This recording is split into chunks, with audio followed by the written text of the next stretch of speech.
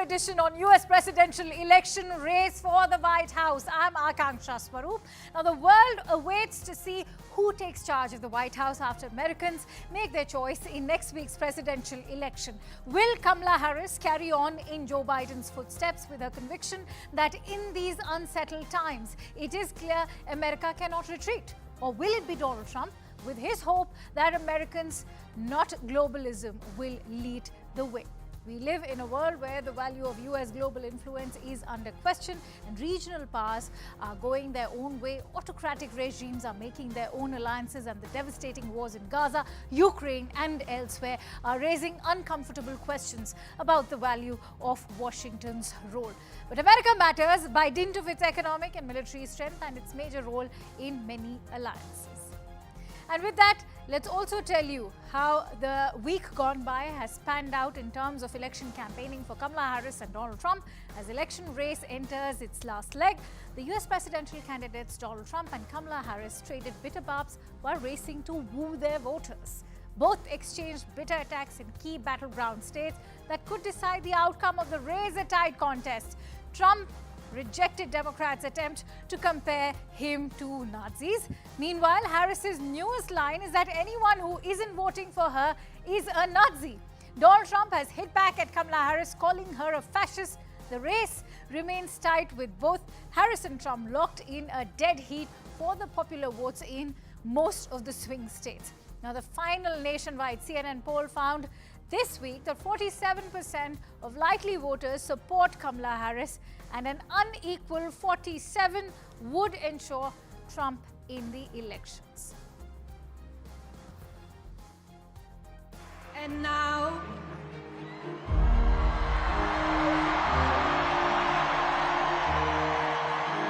please welcome our next Commander-in-Chief, my husband, President Donald J. Trump.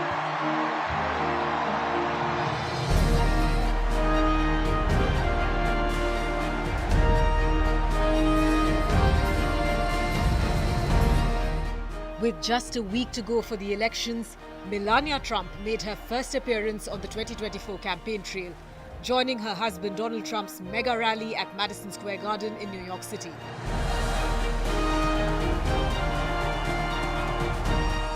Melania Trump was part of a star cast as Republicans pulled out the big guns for the former president's homecoming. Thank you very much, everybody.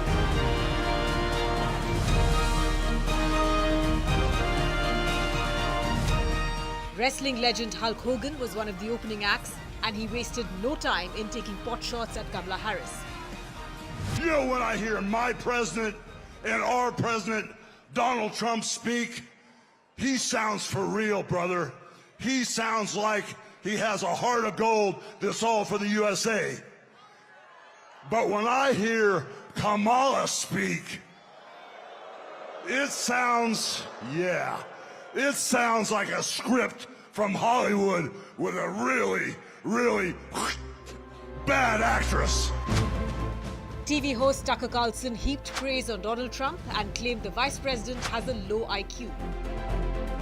10 days from now, to look in the eye to America with a straight face, it's going to be pretty hard to look at us and say, you know what, Kamala Harris, she got 85 million votes because she's just so impressive. As the first Samoan, Malaysian, low IQ, former California prosecutor ever to be elected president, it was just a groundswell of popular support. And anyone who thinks otherwise is just a freak or a criminal. Former GOP candidate Vivek Ramaswamy, in true Trump style, made an America First pitch. If you want to seal the border, vote Trump. If you want to restore law and order in this country, vote Trump. If you want to grow the economy in this country, vote Trump. If you want to revive national pride in this country, vote Trump. If you want to stay out of World War III in this country, vote Trump. If you want to make America great again, vote Trump. Trump surrogate Elon Musk unveiled what he called a dark Gothic MAGA look. As you can see,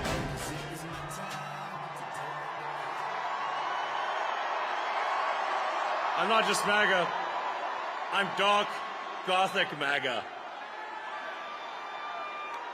Well, the energy in this room is incredible.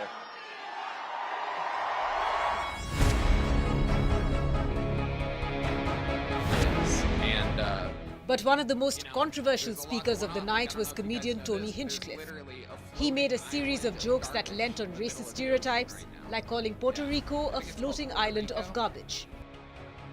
It is absolutely wild times. It really, really is. And, you know, there's a lot going on. Like, I don't know if you guys know this, but there's literally a floating island of garbage in the middle of the ocean right now.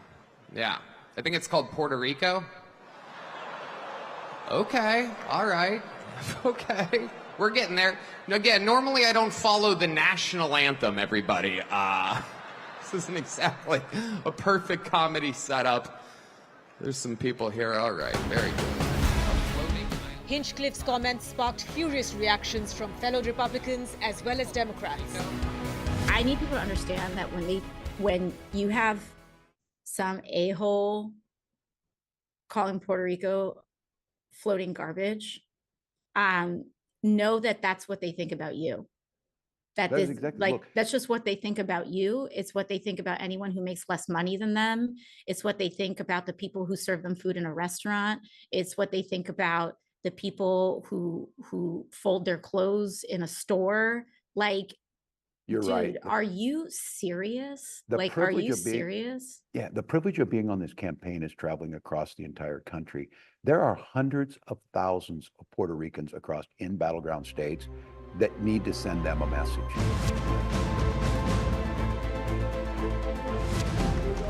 With the race remaining too close to call, Trump rallied his MAGA base at the massive New York rally. Are you better off now than you were 4 years ago? I'm here today with a message of hope for all Americans. With your vote in this election, I will end inflation.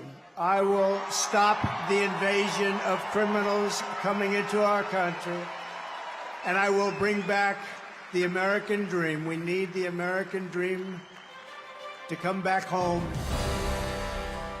Trump said he's fighting the enemy within and promised to launch the largest deportation program in American history. The United States is now an occupied country, but it will soon be an occupied country no longer. Not going to be happening. Not going to be happening. November 5th, 2024, 9 days from now, will be Liberation Day in America. It's going to be Liberation Day. On day one, I will launch the largest deportation program in American history. I'm going to get the criminals out.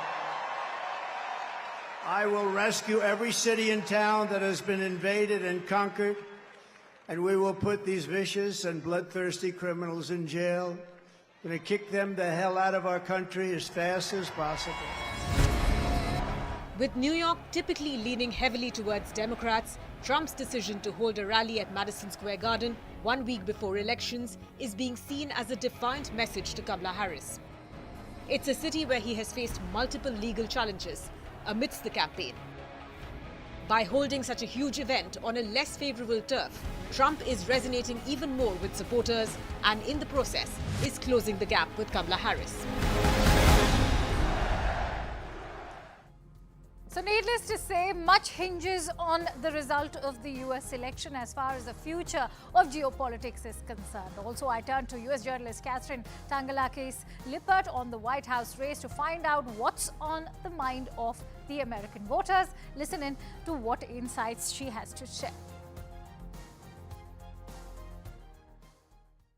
Katherine, thank you so much for joining in on CNN News 18. To begin with, first of all, give us a sense of how Donald Trump and Kamala Harris are doing on an average in the latest polls. Also, how are they faring in the swing state polls? Yeah, so right now, polls are very tight. Both Harris and Trump are polling very similarly. The latest CBS News poll shows Harris leading Trump by 1 point at 59 to 40, or I'm sorry, 50% to 49% among likely voters.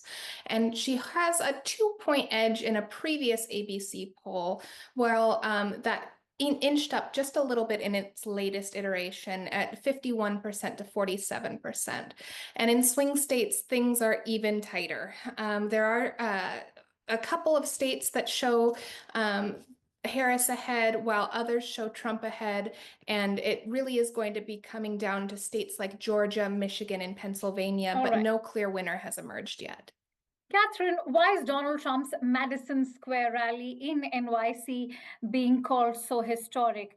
Take us through in terms of what was the rhetoric coming out of that rally and the celebrity endorsements as well. Yeah, so the Madison Square Garden rally was unique in that it was a pretty notable departure from the hyper-focus that the campaigns have been placing on swing states.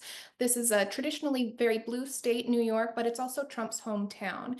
And it had an audience of about 20,000 people at the Madison Square Garden event. It was a significant turnout. And what was meant to be kind of like a triumphant sort of appearance really took kind of a dark tone. Analysts have been concerned about some of the rhetoric, some of the concerning elements there. But while there were consistent commentary, anti-immigration, anti-LGBT rights conversation, there was also a balance of real star power at Trump's campaign. There was Elon Musk, one of the richest men in the world, wrestler superstar Hulk Hogan, country singer Lee Greenwood, as well as some political influencers like Tucker Carlson, Robert F. Kennedy Jr., who suspended his own campaign to endorse Trump. So it was a balance of both trying to hype up the audience, have a lot of really big, well-known names, but that was also somewhat dampened by what analysts are calling a pretty chaotic type of event that had a couple of eye-raising moments that really seemed to trouble some voters. And in fact, the Trump campaign has distanced itself from some of the comments made by people who were appearing at the event. Catherine, to end with, Kamala Harris's campaign has said that the Madison Square Garden rally was mirroring the same dangerously divisive and demeaning message as Donald Trump himself. You have Hillary Clinton, in fact, accusing him of reenacting a pro-Nazi rally that was held at Madison Square Garden back in the year 1939 on the eve of World War II. Why are such parallels being drawn, and will such a rhetoric sort of impact or persuade the undecided bipartisan voter?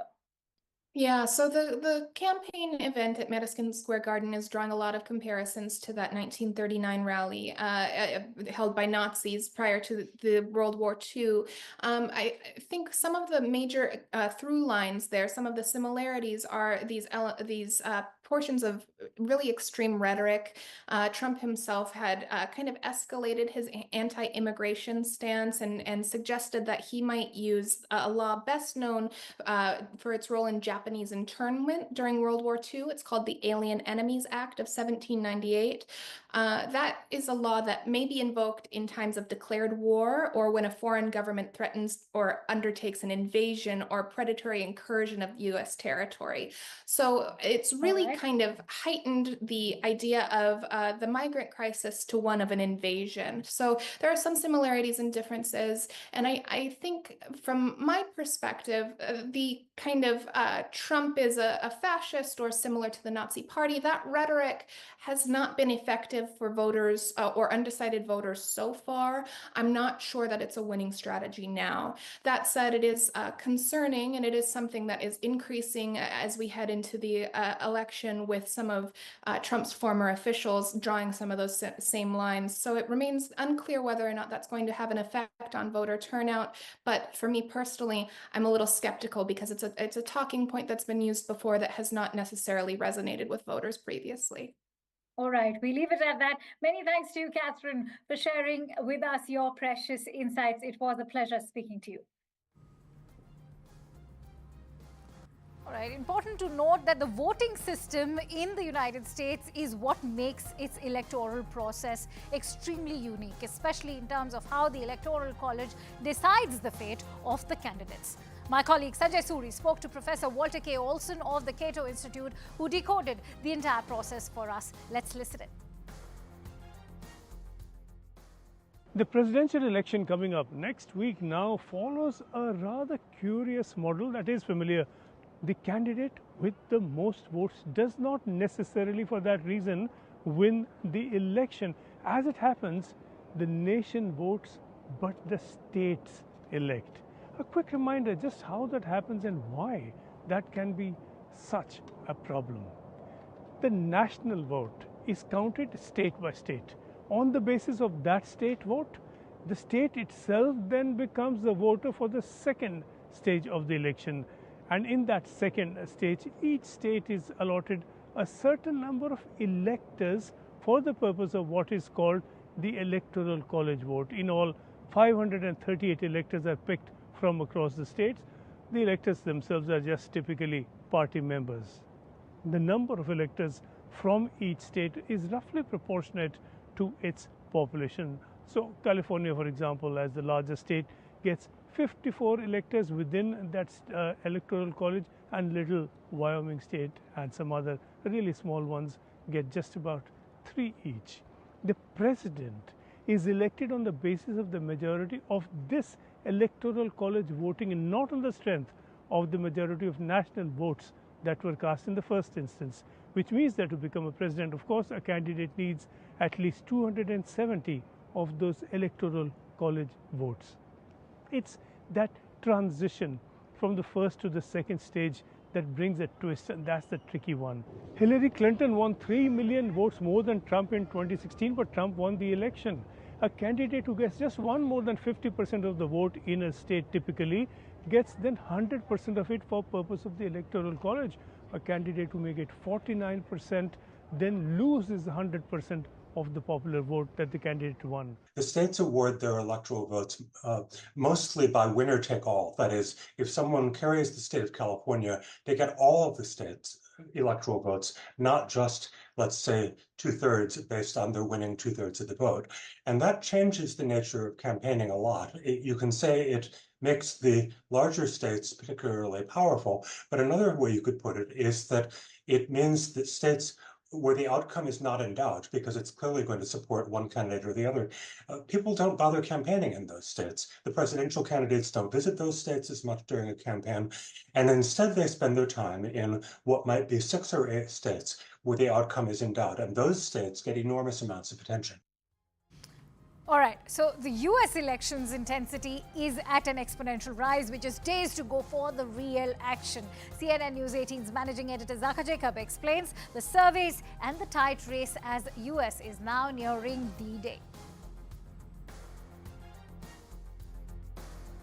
All right, it's exactly 1 week to go for Election Day. Kamala Harris versus Donald Trump. The election is deadlocked between the Democrat candidate and the Republican candidate. Many are saying this is the closest election that they've seen in their lifetime, and we will tell you why. Let's talk about the battleground states. How are they showing the early vote? If you look at the state of Pennsylvania, and this is the most critical state according to many opinion pollsters, Harris has to win Pennsylvania to win the presidency. 1.2 million ballots have been cast in Pennsylvania. So far, the Democrats seem to be doing pretty well in Pennsylvania. Harris getting almost 6 out of 10 votes, 59% for Harris, 30% for Donald Trump. In fact, the Democrat lead is over 380,000 votes. So going into polling day, if they have a 400,000 firewall, the Democrats should be feeling good about Pennsylvania, which is the biggest battleground state, 19 electoral college votes, a state which is a must-win for Kamala Harris. If you look at Nevada, here the situation has changed. 6 electoral college votes. Biden won this state last time around. In fact, the last couple of election cycles, Nevada has been voting blue. But here in early voting, it is the Republicans who are leading. It's a small lead, 40,000 votes. Donald Trump, 40% vote, and Harris, 35% of the almost 700,000 votes that have been cast so far. The Republicans have managed to improve their early voting ground game to take a lead against the Democrats in the state of Nevada. It's a smaller state, just six electoral college votes, but it is a blue state. It was a blue state in the last election, in the cycle before that. Now it looks like Harris might have to lose that state of Nevada. But let's look at Georgia. Again, a big state, 16 electoral college votes. In fact, Biden flipped Georgia by a very slender margin of just 12,000 votes last time around. Georgia does not release by-party breakup of early voting, but they do release demographics. Now, here again, it's very interesting. Georgia has seen record early voting. 3 million votes have already been cast, both in mail-in as well as early in-person voting. In fact, on the first day when early voting was declared in Georgia, more than 300,000 people showed up. If you look at the breakup, almost 60% of early voters in Georgia have been white. 26%, more than a quarter of the vote, has been black. Remember, in 2020, Joe Biden won the state of Georgia primarily on the strength of the black vote. It was a state that the Democrats had not won since Bill Clinton in 1992. Joe Biden managed to flip that by a margin of just 12,000 votes. Trump had famously hit out against the Secretary of State of Georgia, saying he was falsely declaring Biden the winner. He stood by his ground. He stood by the vote count. Biden carried that state narrowly. Out of the 3 million early voters in Georgia, 59% white, 59% white, and a quarter of the vote are blacks. Also, let's take a look at another key statistic in early voting, and this could point in a direction which might be concerning for the Republicans, because women are outnumbering men by a substantial number. By about 8 percentage points nationally, more women are casting their vote than men. In fact, if you look at this, this particular figure, if you break it down for elderly women, women above the age of 65, this goes up by a couple of percentage points. It goes up to 56%. Now, many women are concerned about the abortion issue. The Democrats have been really, in the closing weeks of this election campaign, have been really pressing on that message. It's about the women vote. It's about women's right to control their bodies, reproductive freedoms, etc. Look at all of the rallies that Harris has attended in the last few days, closing out her argument with Beyonce in Houston, campaigning with Gretchen Whitmer of Michigan, campaigning with Michelle Obama. She's been hammering home the point that this election is about women. We saw this in the 2022 midterms. Suburban white women were the key difference, the key demographic that tilted the scales for the Democrats. They're hoping that women will come good again in this election cycle. So this number might even out by election day. Traditionally, women have preferred early voting as opposed to voting on the day off. This will even out closer to 50-50. But in this, if women are voting in larger numbers for Harris because abortion is the top issue for them on the ballot, that is something that the Republicans might need to pay some attention to. Now, just ahead of the US presidential elections, polls are suggesting the gap between Kamala Harris and Donald Trump is narrowing even further in the swing states where the election is in fact going to be decided. Many Americans still remain pessimistic about Donald Trump's victory, fearing a threat to democracy. In fact, CNN News 18's Aman Sharma brings you a report from Ground Zero. The mother of all elections is going to happen in the United States of America. Pitted against each other in a very, very bitter fight are the former US President Donald Trump and the current Vice President of the country, Kamala Harris. Harris has replaced the US President Joe Biden in the presidential race, and that seems to have brightened the chances of the Democrats. On the other hand, Donald Trump, who has survived many assassination attempts, is counting on the public sympathy as well as the wave of Republican supporters in his favor. Who will occupy the White House come November depends on a host of issues. The women's support, the young support, the Midwestern states, and of course the issue of democracy.